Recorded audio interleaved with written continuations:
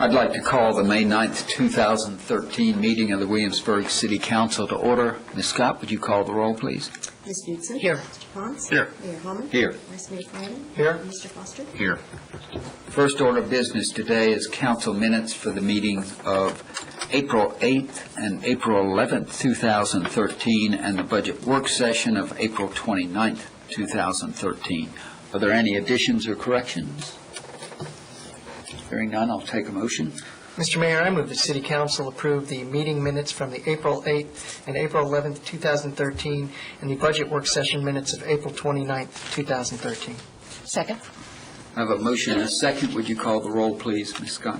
Ms. Knudsen? Aye. Mr. Pons? Aye. Mayor Holman? Aye. Vice Mayor Fryland? Aye. Mr. Foster? Aye.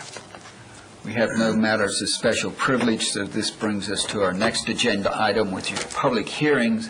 We have one today, and this is the 2013 Comprehensive Plan implementation for the Northeast Triangle Planning Area and Commercial Corridors, proposed ordinances 13-13 through 13-18.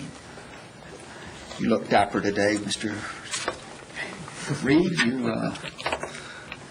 This plan, as we all know, was adopted by Council on January 10th of this year, and the plan recommends a package of changes to the Northeast Triangle area and the commercial corridors, and these have been put into 6 separate cases that I'll review now. The first changes pertain to our B2 corridor business district, and there are 5 changes to the text that I'll be talking about. The locations of our B2 districts, we have 2 in the Northeast Triangle area along Capitol Landing Road and along 2nd Street and Penniman Road. And you can see the dark red on this enlarged map of the Northeast Triangle shows you where those are. Again, Capitol Landing Road, 2nd Street. In addition, we have B2 on Richmond Road. Now it's west of Ironbound. It's proposed to be west of Bypass and New Hope, York Street, and the Jamestown Road Route 199 intersection. So these changes that I'm going to talk about apply to those areas.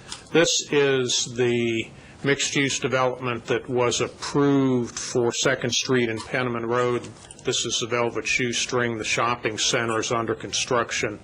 And these were 29 condominiums that were approved with a special use permit. I use this as an example. The plan recommends that to allow more flexibility and to encourage well-planned mixed-use projects, apartments, condominiums, and townhouses should be allowed in the B2 district. Currently, we only allow condominiums.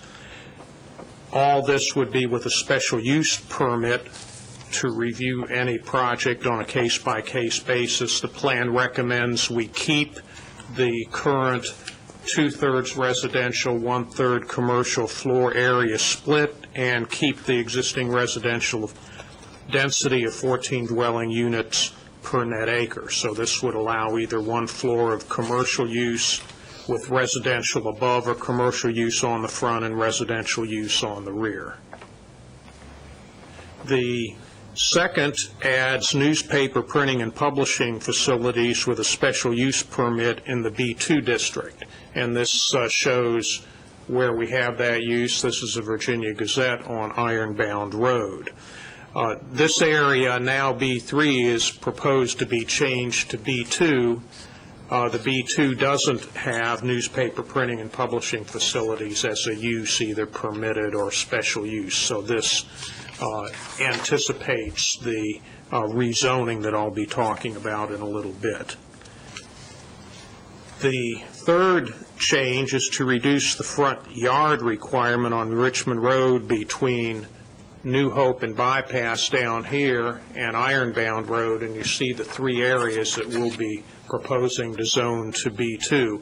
The current B3 district allows a 15-foot setback. This would make sure that 15-foot setback for this area stays when the zoning is changed to B2.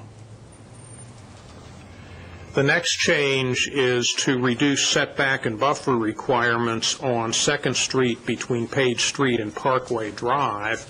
Both the Northeast Triangle Focus Group study and the plan note that the existing setback and buffer requirements are inappropriate for the future redevelopment of this area. They, in essence, really strongly discourage the redevelopment of the properties on this side of 2nd Street.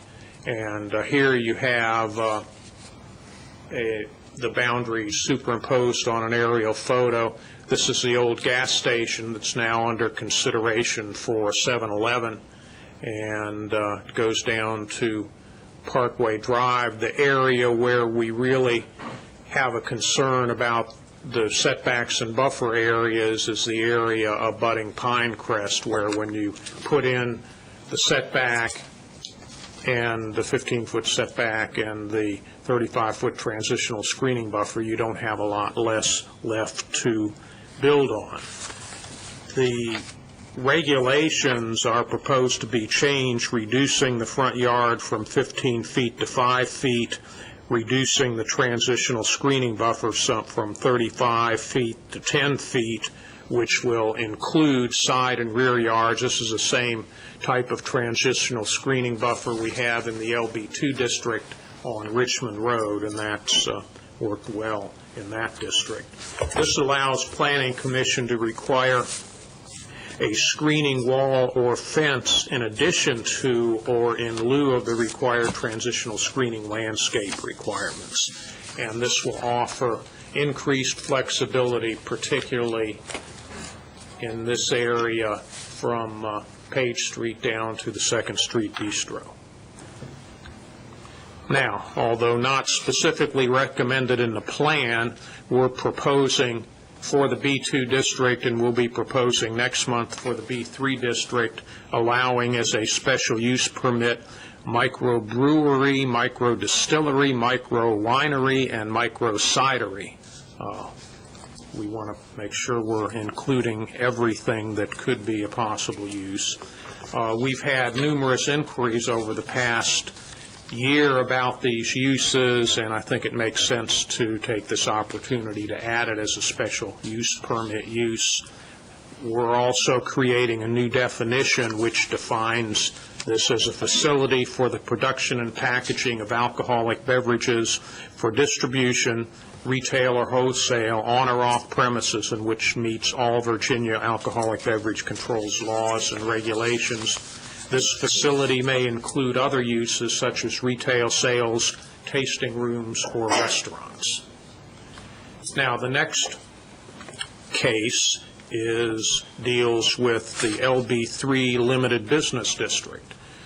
We had the LB3 district on South Henry Street between Ireland and South Boundary, but that was changed last month to the LB1 district. So the LB3 applies nowhere at this point, and what the plan recommended is that we reconfigure the LB3 district so it could be used for areas designated as mixed use in the Northeast Triangle area. And you can see those in brown along Penniman Road and around the beaches on Capitol Landing Road. For the Penniman Road area, the comprehensive plan says that this area has potential for high-quality mixed use with a major residential component. Commercial and office uses could be located along Penniman Road and Page Street, with the interior of the property developed as residential uses. Mentions timeshares or hotels could be part of the development, as well as senior housing or student housing. Because of the strategic and sensitive location of this area, the plan recommends that a rezoning to B3 should not be approved until an acceptable master plan has been submitted. So we're setting up the zoning, the basic zoning regulations. No property is being rezoned, and to really make this work, any rezoning that would come in would need to be a proffered rezoning that proffers a conceptual master plan, so we know what we will be getting. That being said, there could still be options to develop certain types of mixed-use developments under the existing B2 regulations. For the beaches at 1030 Capitol Landing Road, and it's located right here, you can see Brandywine and Spring Arbor and the site of the Queen Mary's Port subdivision that's been approved but not constructed. And this is a photograph of the house from Capitol Landing Road. The plan says that this historic house, eligible for individual listing on the National Register of Historic Places, should be preserved and incorporated into a redevelopment of the property that preserves the house and utilizes the beautiful environmental character of the land surrounding the house. Because of the strategic and sensitive location, a rezoning to LB3 should not be approved until an acceptable master plan has been submitted for the property. So again, we have two mixed-use areas in the Northeast Triangle area.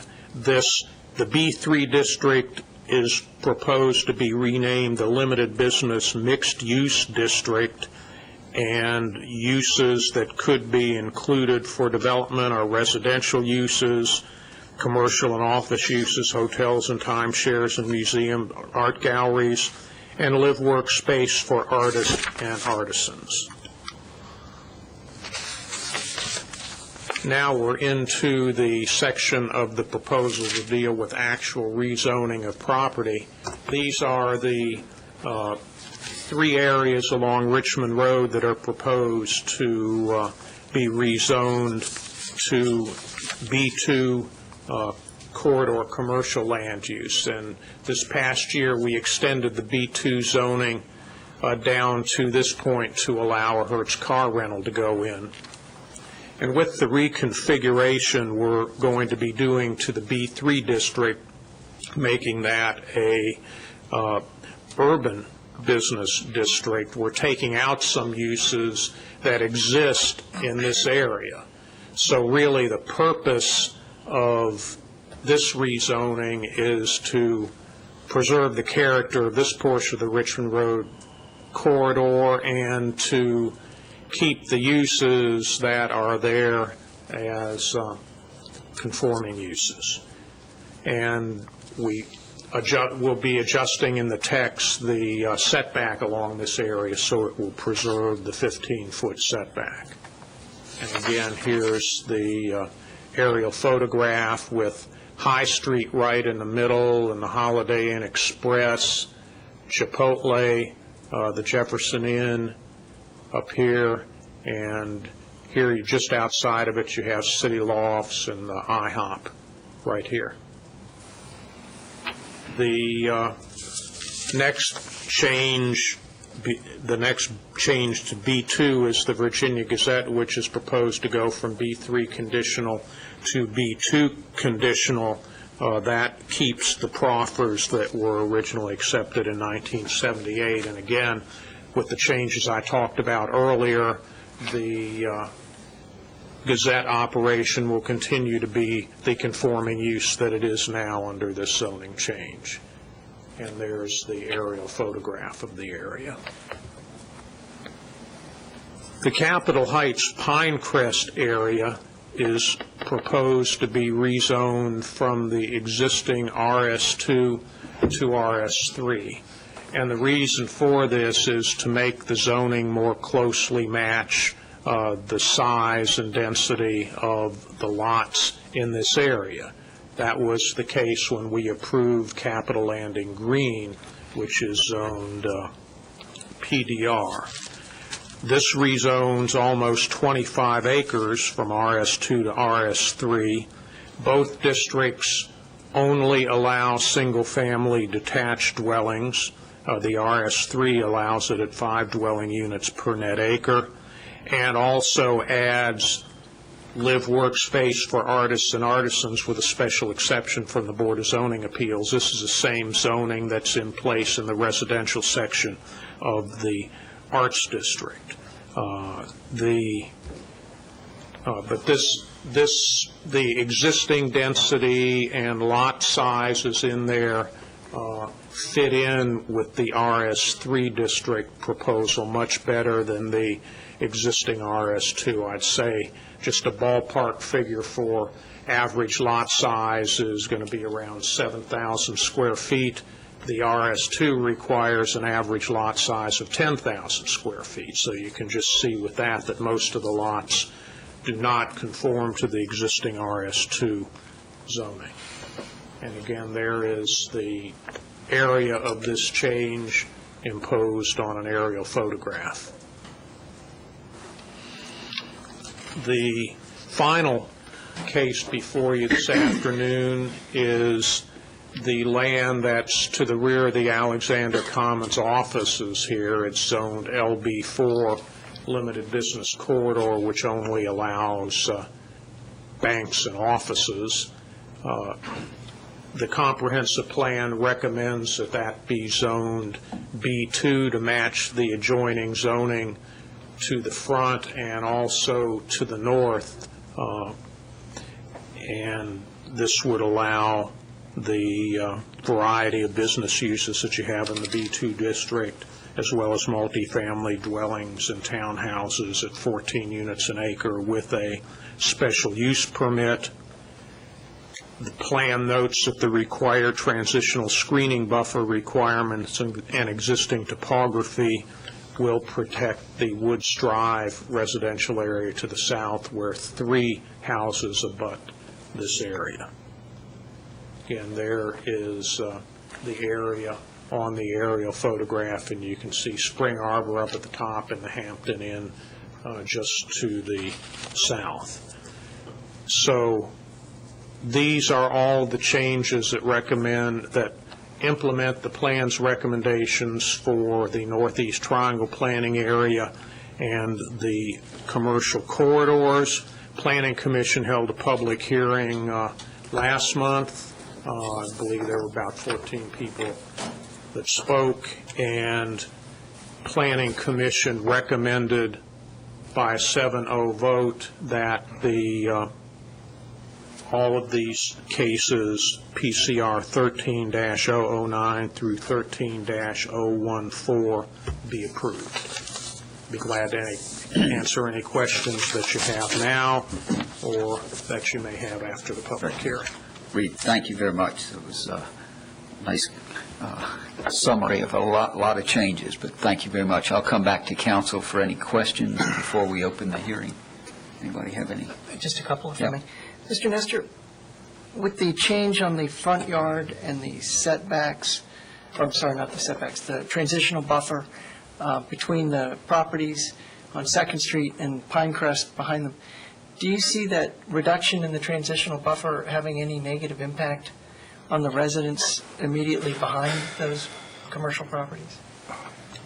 No, I don't. I think with the redevelopment of the property, with a new layout and most likely requiring say a 6-foot wall in back in lieu of a lot greater width vegetation, I think when all's said and done, it will have the equivalent amount of buffering in this area.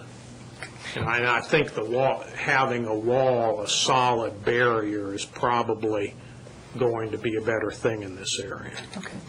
And with the addition of the various businesses that you enumerated, the microbrewery, the microdistillery, the micro winery, the micro cidery, what's the definition of micro? We have a definition in there. As far as the volume in the use regulation, it's proposed at 15,000 barrels a year or less. So that's, I guess, over that it would not be micro.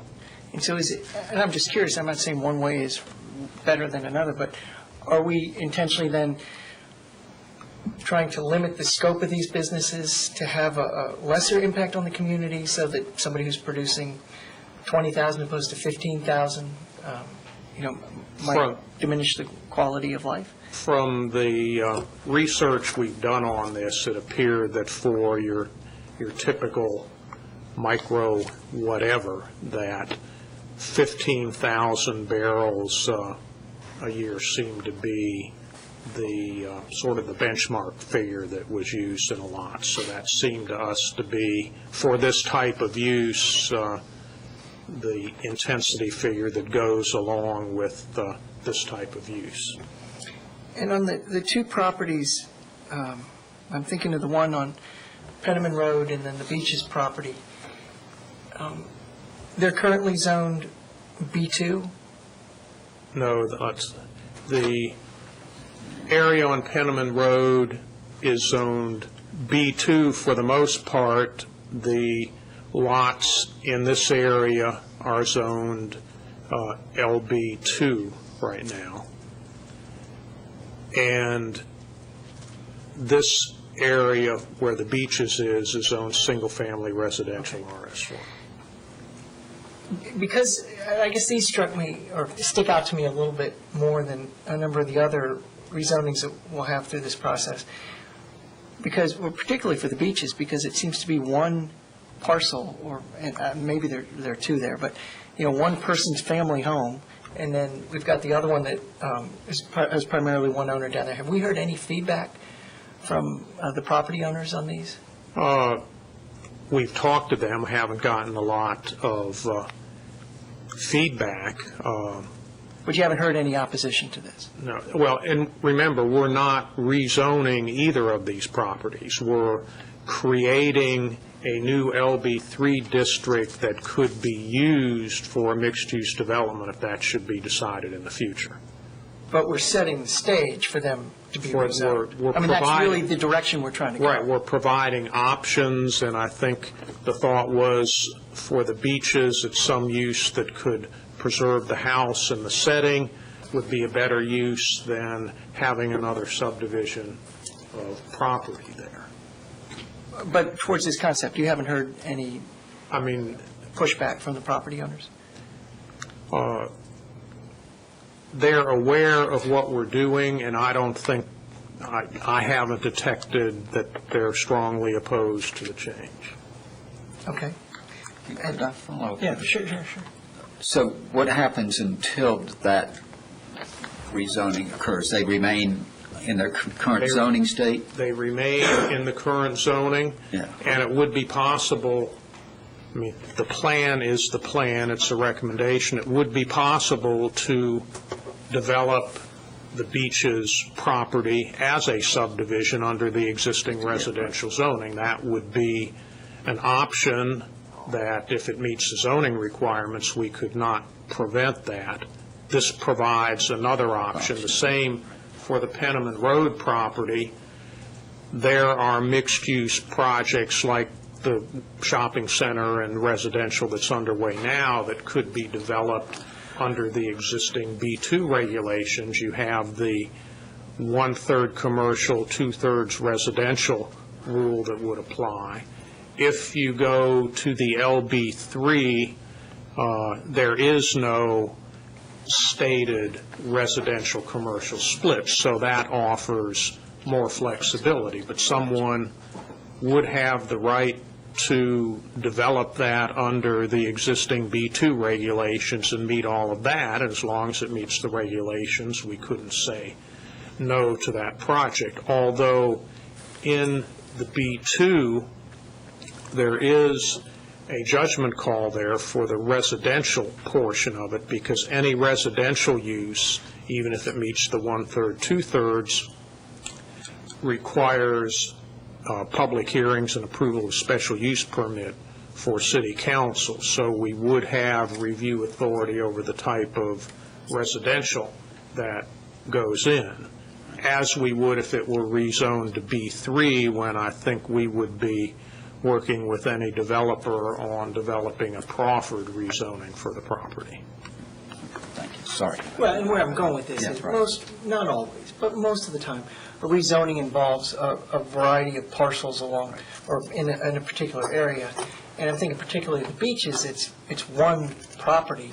And while I'd like to think that the greater flexibility is a good thing, and it sounds positive, it's always hard to know what motivates the property owner and how they feel about these things. And because it's such a specific rezoning, I just want to make sure that they've had, and I know the staff does a terrific job of getting the information out, letting people know by mail that these issues are under consideration. But because it's so specific to one property and one family, I just want to make sure that they've had adequate opportunity for feedback. Both Carolyn and myself have talked with them. Okay, thank you. And one other thing I just want to mention, it's not really directly about any of the properties we're talking about, but one that's adjacent to the Pinecrest area. Capital Landing Green has turned out really, really well. Going by there again this morning, Yeah.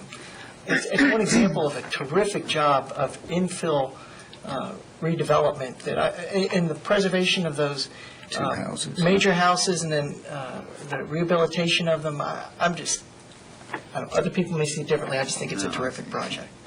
That's all I have. Okay, thanks. Scott? The two things I have relate to 13-4, this definition of student dwellings.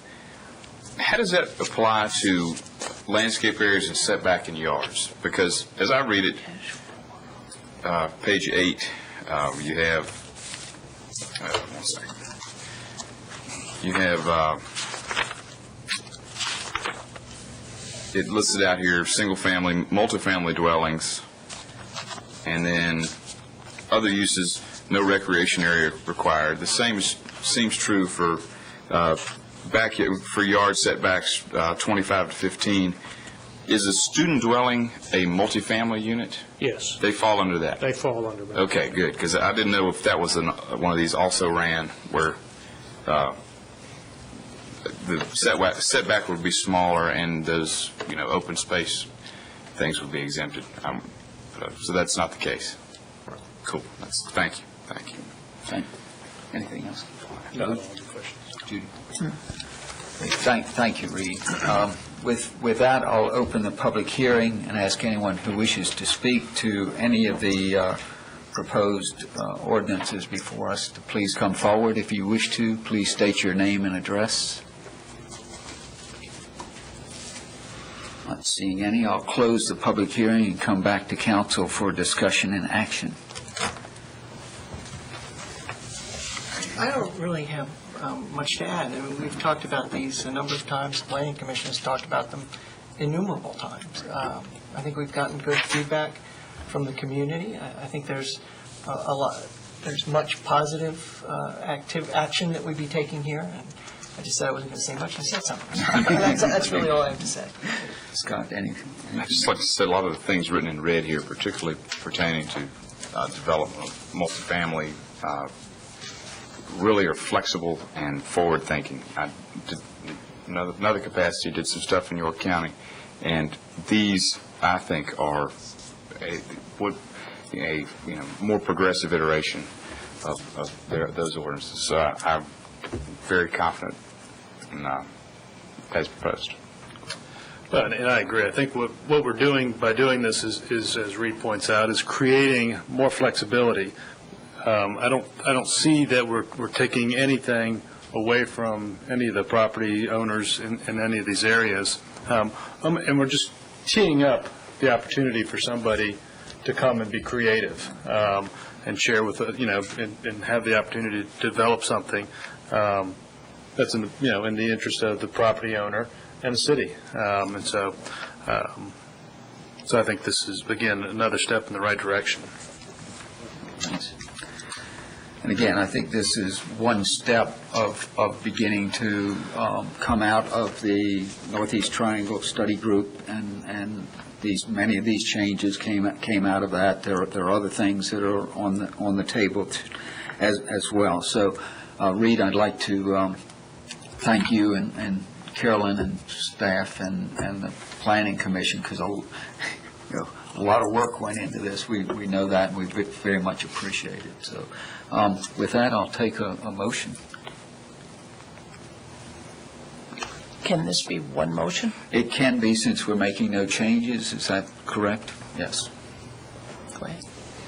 Mr. Mayor, I move that City Council approve or adopt PCR 13-009, the revision of the text of the B2 Corridor Business District, PCR number 13-010, revision of the text of the LB3 Limited Business Residential District, PCR 13-011, rezoning of Richmond Road between New Hope Road, Bypass Road, and Ironbound Road from B3 to B2, PCR 13-012, the rezoning of 216 Ironbound Road from B3 conditional to B2 conditional, PCR 13-013, rezoning the Capitol Heights Pinecrest area from RS2 to RS3, and PCR 13-014, the rezoning of 919 Capitol Landing Road from LB4 to B2. Did I miss anything?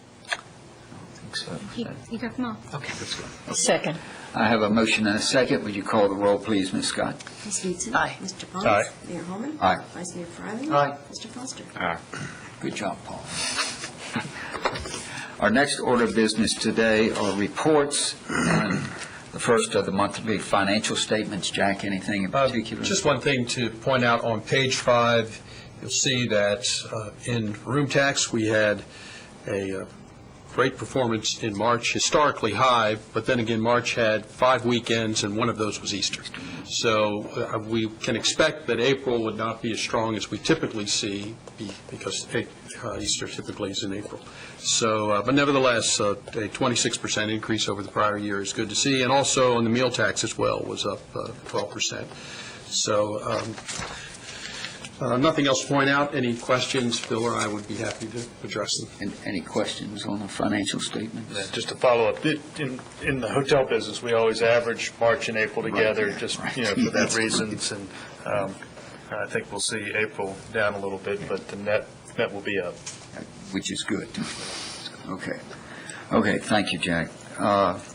Monthly department operating reports, anything in particular? One thing I thought I'd point out, it's back in the finance report now, but I think we'll move this up and put it into the highlights as well. And that is, for a while, we did not have the sales to assessment in this report, but it's back. And the interesting thing, if you'll look on, this is the assessment to actual sales ratio for residential property was at 94% for this year. And last year at this time, it was at 114%. So that is significant if that trend continues, because that means that our assessed values based on actual sales through this year have been 6% less on the assessment than the actual sales. And that's about where we'd like to be, and that certainly from where it was last year is showing a positive trend. So we continue to watch that closely, because it's the actual sales that ultimately will translate into assessments that will bring revenue to the city, but they also translate to just the overall economic environment in the community when values are going up. So I thought I'd point that out. That's available on the dashboard as well? Or It will is. be? Let's see. Mark says yes, so he does have it out on the dashboard. So somebody who wants to monitor that from the public can go to the dashboards and Right, monitor that. and pick that one off. Great. Do we have, may I ask a question? Yeah. Do we have any idea if, and is this is based on 9 residential sales?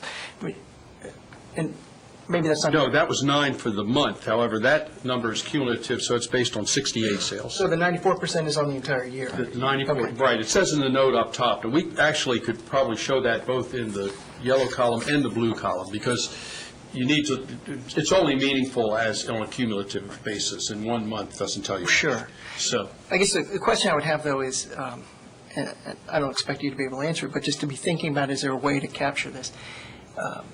When the assessment ratio is over 100%, that means the assessments are going to come down, correct. because they're higher than what the homes are selling for. Exactly. So those adjustments are made through the assessor's office. Right. Then we get into the next year, if the assessments have been reduced, are the sales more in line with the assessment because the assessment has been reduced?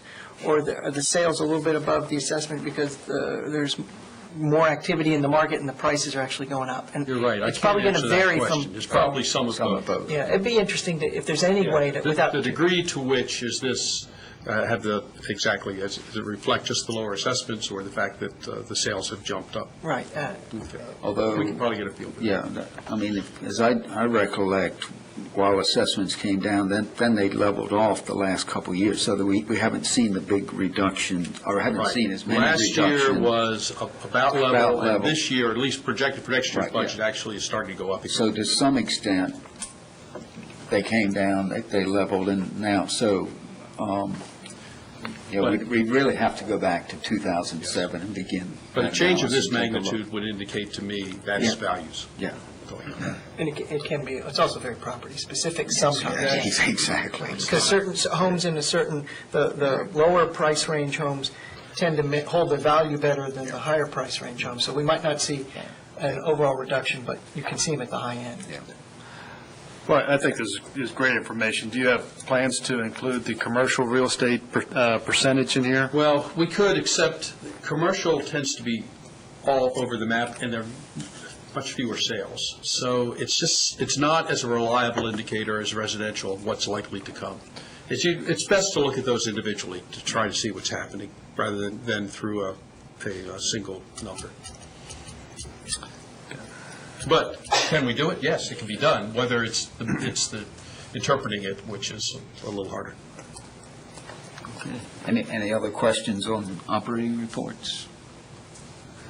If not, city manager reports, and we have one, and this is the fire department restroom renovation on Board of Ed. Chief Dent, if he would give this report. Chief, welcome. Thank you. Mayor Holman, members of City Council, over the past several years, we've experienced a wide variety of issues with our existing restroom and shower facilities in the fire station. Just to give you an indication of what some of those problems are, in one restroom, we have a shower insert, and that insert's leaking, and it goes through the wall into an electrical room. In our larger restroom facility, we also have a similar leak that goes through the wall into a bedroom facility. Another problem with that shower, it's a four-person shower, but because of the 1978 design, it's an open shower. There's no privacy for anyone in the showers. Also, we've had some mold issues due to inadequate ventilation and exhaust systems in the restrooms. And then we've had a multitude of plumbing issues. Fortunately, facilities has kept us going to this point, but there's really some major issues that need to be addressed. So with all that in mind, we budgeted $146,000 in the capital improvement program to renovate those three existing restroom and shower facilities. The project also includes taking a storage space and converting it to a small restroom for public use. With the history of the station, we've never had a restroom for public use, so when the public comes in to use a restroom, they go into the restroom with the employees. And if one of the problems there is if they happen to catch a response, then we have someone that's left behind in the station. So we're creating this. It would be created on the side entrance in the foyer area where we have a storage facility now. This will reduce some of the maintenance costs. Like I said earlier, it'll improve that 1978 design to a more efficient and functional spaces. On a daily basis, these facilities are used by our career firefighters, the volunteer firefighters, and then also during an activation emergency operations center, because of the number of people there, some of that staff will also use the facilities, especially if we're there for several days and we need to use those shower facilities. Staff worked with the project architect to develop architectural and engineering documents along with the bid documents. The city's purchasing agent issued an invitation for bids and conducted a pre-conference bid as part of the competitive bid process. We did receive 9 bids. They range from $108,632 to $153,777. The low bid was submitted by Rice-Beck Contracting Incorporated, who is well qualified to perform the work. Some of the staff, Julie Ferris, the purchasing agent, Wayne Thomas, one of my battalion chiefs, and myself, we visited several work sites at the College of William and Mary where this contractor has performed work, He's also on their preferred list of contractors, so that gives you an indication that they're satisfied with his work. We also spoke to some references outside the area. They submitted some photographs of jobs that he had performed similar to the bathroom renovation that we're proposing. All of the feedback that we obtained from all the references was positive, so we're comfortable that this Reisbeck Contracting is qualified to perform the work.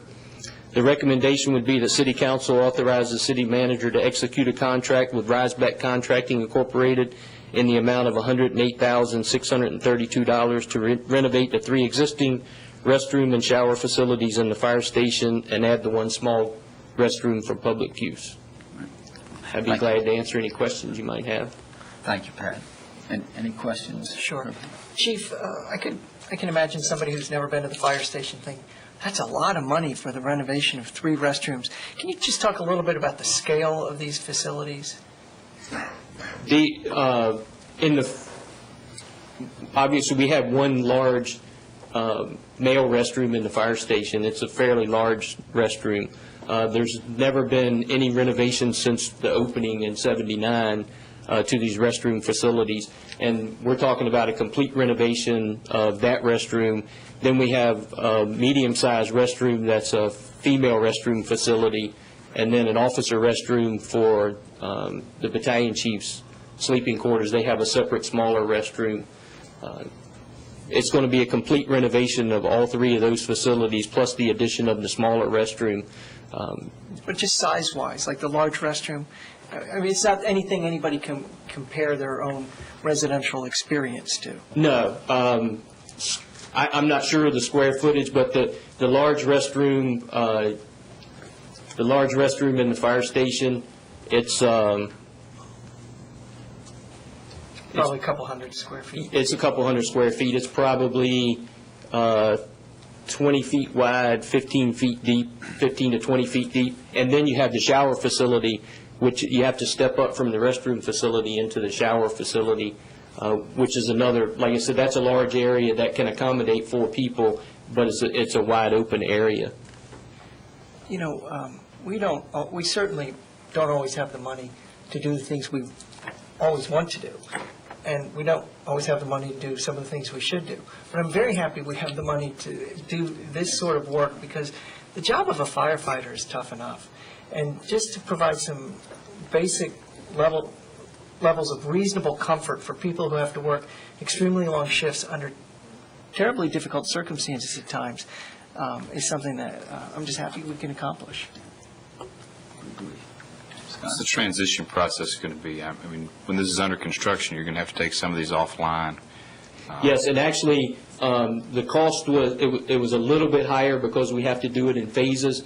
Obviously, starting with the large restroom first, because that services the largest number of people. But then we do have the 2 smaller restrooms. They don't have showers, but the 2 smaller restrooms in the Emergency Operations Center that will also be available for use. But there'll be a phase-in for each section, but starting with the large restroom. They anticipate 60 to 90 days for work completion. The contractors, he's performed, over the last 3 years, he's performed 22 restroom renovations of similar size, not because he's particularly in the restroom business. He just happens to do good work in that area and has been awarded several contracts. Yeah, thanks. Thanks. I don't have any real specific questions. You know, to me, this is another opportunity for us to create an environment that, you know, seeks to draw in some of the best candidates to fill the positions that are there, and helps morale. So it's an easy investment, I think, particularly after 30 years. Right. Yeah. Did I understand there's no shower for the women firefighters? Yes, there is a shower, and there's one separate restroom. But you said the 2 smaller restrooms? The 2 smaller restrooms in the EOS, in the Emergency Operations Center, they're not equipped with showers. I see. That's why this is really important for that side of it too, because during the EOC activation, and if people are there for several hours, they can come over to the fire station and use those shower facilities. And in fact, that was that was the reason that there was not showers included in the EOC side. Gotcha. Thank you. Any other questions? Thank you, Pat. Thank you. I'll take a motion. Mr. Mayor, I move that City Council authorize the city manager to execute a contract with Risebeck Contracting Incorporated in the amount of $108,632 to renovate 3 existing restroom and shower facilities in the fire station and to add 1 small restroom for public use. Second. Have a motion and a second. Would you call the roll, please, Ms. Scott? Ms. Newton. Aye. Mr. Pons. Aye. Mayor Holman. Aye. Vice Mayor Fryland. Aye. And Mr. Foster. Our next order of business is city attorney reports, and this is the Riverside Non-Emergency Ambulance Service. We've received a request from Riverside Patient Transport, which is part of Riverside Hospital. They would like to place an ambulance in service based out of the new hospital in Williamsburg, and in order to do that, they have to obtain approval from the state. Part of that approval process is having the local governing body approve a resolution authorizing the ambulance to operate out of its jurisdiction, and so that is what is in front of you today. They are proposing a non-emergency ambulance, so this would be used for Riverside transporting patients back and forth to the hospital. It would not be an ambulance that responded to 911 calls. Those would still be handled by the fire department. This is not a mutual aid agreement, although the provisions of the resolution provide that if the fire chief asks, they can use that ambulance if they need to. Gotcha. Any questions? I do have one question. The non-emergency function, transporting to and from the hospital, to and from... Another hospital Okay, facility. so it's between hospital facilities, okay. Any other questions? I'll take a motion. Mr. Mayor, I'll move that City Council adopt Resolution 13-06, authorizing the operation of ambulance services at Riverside Doctors Hospital, Williamsburg by Riverside Patient Transport under the terms and conditions provided in the proposed resolution. Second. I have a motion and a second. Would you call the roll, please, Ms. Scott? Ms. Newton. Aye. Mr. Pons. Aye. Mayor Holman. Aye. Vice Mayor Fryland. Aye. Mr. Foster. Our next order of business is budget adoption, and there are 2 parts to that. The first is the budget for the fiscal year commencing July 1, 2013, and the second is proposed water rates. Mr. Tuttle? I'd just add to that the budget resolution has 3 schedules. The first is the proposed budget for both the general fund, utility fund, and also the public assistance fund. Then Schedule B is the local tax levy, and as you'll recall, there are no proposed increases in local taxes this year in the budget. Schedule C is the capital improvement program. So I'll be happy to answer any questions, but it's ready for adoption. And obviously, the next is the proposed water rate of $4.80, which would be enacted if the proposed Resolution 1304 is adopted. And Chris, we should do these as 2 separate motions, right? I'll come back for any questions or comments on the budget for the fiscal year commencing July 1. Questions? No. Any discussion, anything? I will once again compliment city staff, Jack, Phil, Julie, everyone who's been involved in this, because this has been an incredibly smooth process. I think staff responded when council had questions, particularly on the capital improvement. I think so. Again, I compliment staff on the process, and I think I felt council had very good discussions and worked well in getting this budget together. And luckily, we weren't facing some of the same stresses that we've faced in the past, but it's still been a very good process, and I want to thank all of my fellow council members as well as staff. Thank you. You're welcome. I will ask one question. Yeah, right. When we move to adopt this, do we need to reference Schedules A, B, and C separately? Okay. And just a general comment, I think for me in this budget cycle, as you point out, was relatively painless, and I thought the process was a good process that afforded the community and council the opportunity, to provide significant input, but different than the previous 2 budgets that I participated in. I think that there was some real good discussion on for example, traffic flows that as it pertains to the economy and how that can help us move forward. But it doesn't have a direct impact on this budget. But the budget created that conversation. Discussion about Northeast Triangle continued as a result of this budget process. And I think some of the discussion we've had about, funding of tourism in the proposal that you put forward, a couple weeks ago happened because of this discussion on the budget. And I think, so the budget brought on new discussions that I think will help us, lead into the future. And so for that, I'm particularly appreciative. To bounce off that, those discussions have, kindled ideas that will really come to a head at the August retreat, talking about now that we've, got these few things in the capital improvement plan, what are the next steps we need to take to get the things that were more discussed on the periphery built into the plan for next year. So I would agree with everything Doug said. Mr. Tuttle, we tried a little bit different process this year. Any thoughts on staff? Would you repeat? Right. I don't want to put you on the spot now, but would you think that based upon I- the results, you'd repeat I it again? think I think essentially having those initial budget work sessions prior to the adopted budget coming out and simply hearing from the major outside agencies and groups, doing that in late March worked out fine, and then providing the budget sometime it came out April 1 this year, but sometime the last week of March and prior to April 1, that seemed to work fine.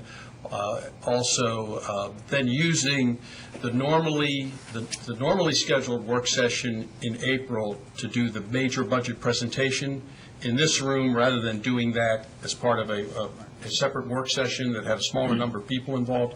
I thought that was a good addition to the process this year. And as always, I think what's very valuable to us in putting this together is the retreat that happens in the January, February timeframe.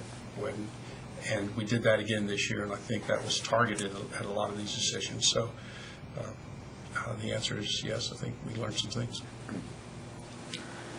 Any other comments? If not, I'll take a motion on the budget. Mr. Mayor, I move that City Council adopt proposed Resolution 13-07. Second. I have a motion and a second. Would you call the roll, please, Ms. Scott? Ms. Newton. Aye. Mr. Pons. Aye. Mayor Holman. Aye. Vice Mayor Fryland. Aye. Mr. Foster. Aye. And next, the proposed water rates. Proposed ordinance 13-04.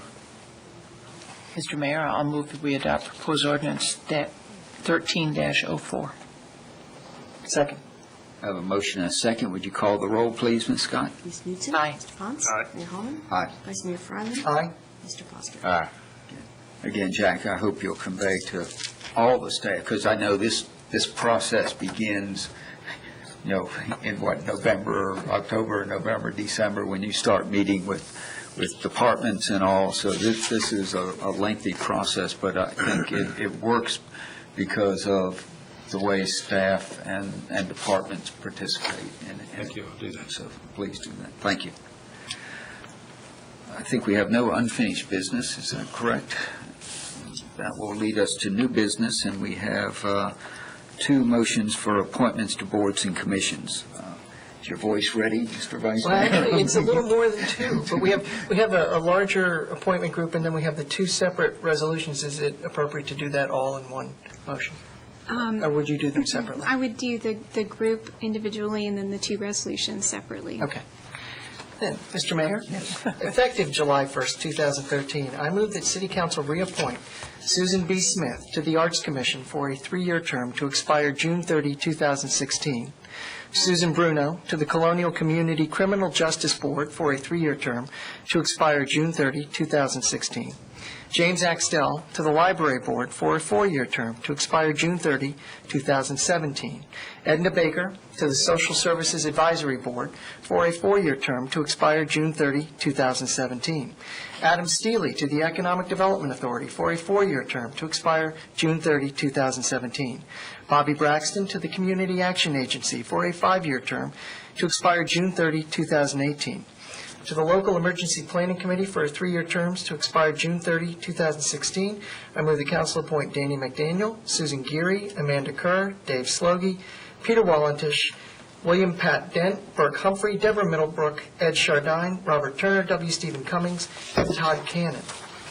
Also, City Human Services Director Peter Wallendish to the Colonial Behavioral Health Board and to the Social Services Advisory Board for 2-year terms to expire June 30, 2015, and City Councilwoman Judy Knudsen to the Old Town Medical Center Board of Directors. Could you repeat that, please?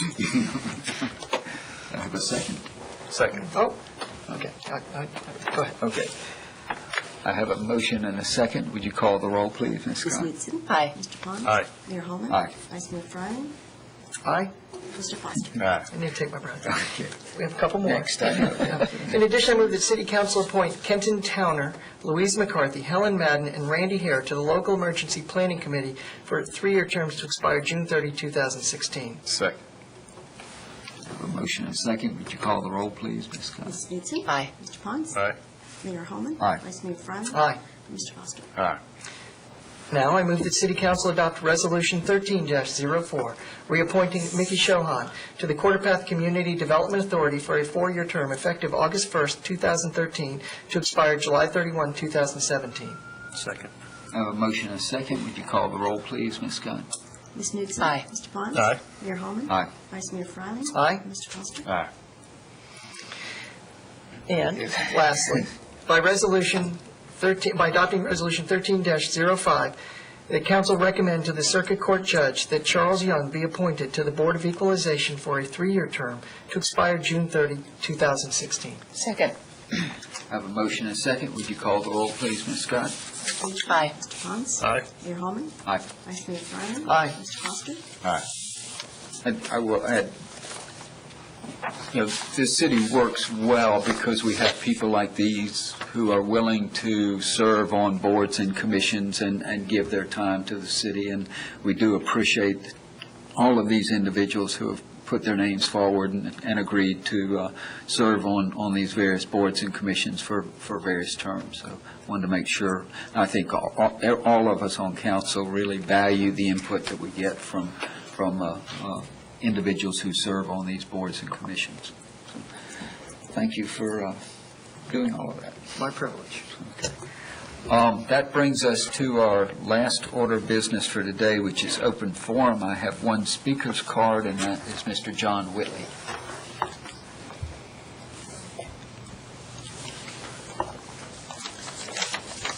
Mr. Mayor, City Council, I'm John Whitley.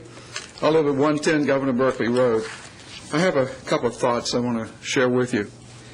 I commend council for considering a creative and accountable way for the city to support the work of the Greater Williamsburg Chamber and Tourism Alliance. Having the alliance work to increase membership and in turn having the city invest according to the membership base makes economic and organizational sense. After all, the Chamber is a membership organization intended to support and provide visibility for businesses. I am a member of the Chamber and sit on 2 of its boards, committees, Economic Progress and Governmental Affairs. The proposal from Council appears influenced by the Baldrige model of accountability, having clearly stated expectations and outcome for quality management and decision-making within the Chamber. The leadership of the Chamber appears competent and capable of developing an economic model from which our city's investment increases as membership increases. Seems as if it's a win-win proposition. Speaking of accountability, we know the great work of the Chamber in helping our area with tourism and economic viability. But perhaps an area needing attention to ensure investments by the city are appropriate might be the actual cost of management of the Chamber and the salaries and benefits for the upper tier of employees as those positions are analyzed. And recently a new position of upper-level management was created. Now, don't misinterpret my cautionary comments as in any way criticizing your bold, creative, and accountable approach to how we invest in the Chamber. Thank you. Second thought, I think it's my last minute. Within 6 days, your request for proposals for the development of the Stryker complex will end. You have received a non-solicited proposal and might have moved on that one if you had not opened the gate for others to submit proposals. One primary area of concern to me and others is the groups responding to the RFP by May 15 did not have the same lead and work time as the group submitting the non-solicited proposal. I hope if you do not receive any additional proposals by the 15th of May, you will return the non-solicited proposal to the creators and stop the rush to just do something to the Stryker area. Afford an open discussion through which the development ideas for Stryker, the police department, and even the Blatant Triangle areas can be explored. Let's really comprehensively plan. I support totally our expanding the presence of the Williamsburg Library, definitely. But I believe our city should take a close look at who we are and who we want or need to become before we decide to build a new building just to satisfy a couple of more visible needs. If for no other reason than it looks as if it's a Newtown clone, do not let the non-solicited proposal prevail. Thank you. Thank you, Mr. Whitley. Anyone else who wishes to address council on any matter may do so. If you do, please come forward. Not seeing any. We have no closed sessions today, so any further comments? If not, I'll take a motion to adjourn. So moved. Second. I have a motion and a second. Would you call the roll, please, Ms. Scott? Ms. Newton. Aye. Mr. Franz. Aye. Mayor Coleman. Aye. Vice Mayor Fryland. Aye. Mr. Aye.